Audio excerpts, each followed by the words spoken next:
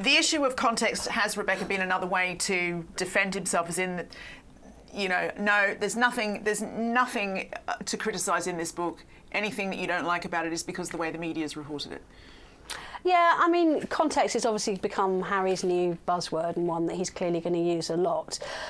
The one thing I think you've got to understand about Harry, and in my dealings with him over the years when he was a working member of the royal family, control was a really big issue to him. You know, when you would talk to him, he clearly felt frustrated about the lack of control he had in his private life and also in his public life. I think that's a classic when someone's been through that kind of trauma, isn't it? Yeah, exactly. Yeah. You know, and I have a certain amount of sympathy for him with that. That, you know, he couldn't control any aspect of his life, and I think what we've seen in the last couple of years, without kind of playing an armchair psychologist about it, but is him wresting back that control, both privately and publicly.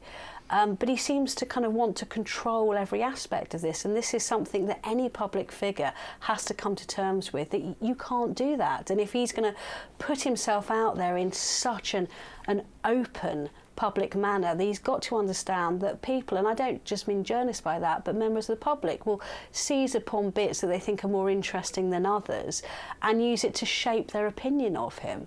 And that is a risk he has taken with putting out this book. Well, yes, Richard, we know he hates the media, particularly the tabloids. What do you think the end game is? Do you think it's at all possible that this is like, here's my story, here it is, and now I'm not going to say another word? What's the goal?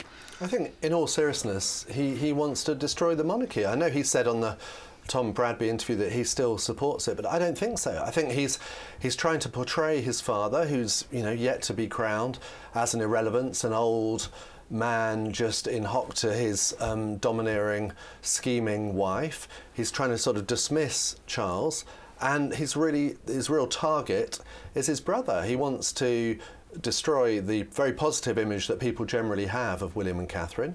He wants to do as much damage as possible. I'm not quite clear if it's just a thing of sort of carpet bombing, trying to destroy because he can't have it, or if he hopes to become king himself. I don't know. I mean, or that there is no such thing as the monarchy. I don't know. Yeah, I slightly disagree. I agree with some of what you're saying, disagree with others. I don't think he wants to destroy the monarchy. I think he wants to destroy the media, and particularly any media that he can't control. Well, he made that clear in the Tom Bradby interview. Exactly. He said he wants us to be closed down. Yeah, he wants to destroy the media, and he doesn't really care what collateral there is in his journey to do that. And if the collateral happens to be the reputation of his nearest and dearest, it doesn't matter. That's obsessive behaviour, isn't it? That's the thing, it really is.